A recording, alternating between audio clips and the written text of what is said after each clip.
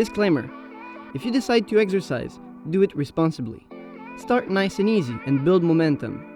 You should never rush the process of adaptation. Hi, my name is Oli and welcome to Bodyflight Spotlight. In this series, we're gonna cover the most common mistakes flyers make when learning one of the 4 basic static positions. In this episode, we are covering belly flying and the excessive arch. By the end of this video, you'll be able to identify if that is something you could be experiencing, also the impact on the performance, what is causing an excessive arch, and also how to fix it. Hopefully, this is gonna help you master belly flying. First of all, let's make this distinction. There is nothing wrong about arching. All the power to you if you can bend in half. The problem is when it's involuntary. Quite often, more arch is not what we want. A straight line from our shoulder to our knees is often what we're looking for. Arching will make you more stable on your stomach.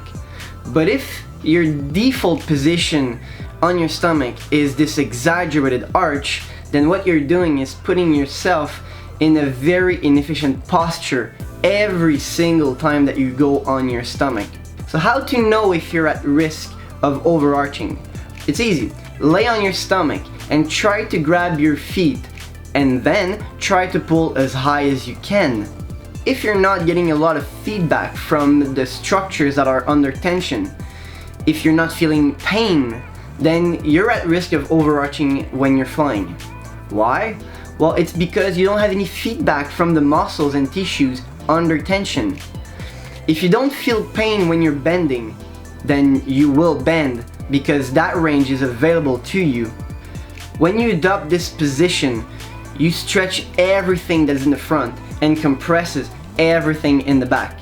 Because of it, you lose your capacity to coordinate the movement from your spine and your hips, and that's preventing you from doing a bunch of transition smoothly and rapidly. This is very often the result of a lack of tonus of the abdominal region, weak hip flexors, and a tendency to rely on the passive flexibility of the lower back. To correct this, we need to strengthen the muscles that are weak. We need to teach the abdominal region and the hip flexors to fire up and to control the extension of the front body. And we need to set up new limits for the extension. In other words, you need to learn when to stop bending. Food for thoughts, and I'm going to close on this. Which one is more important, the pilot or the engine? Well, I believe that it's both. A skilled pilot in a powerful engine, that's a winning combination. I don't think it's a good idea to neglect one or the other.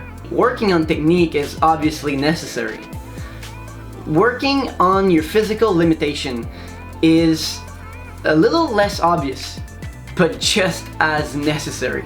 I hope this was insightful and smooth and clear, just like a back flare.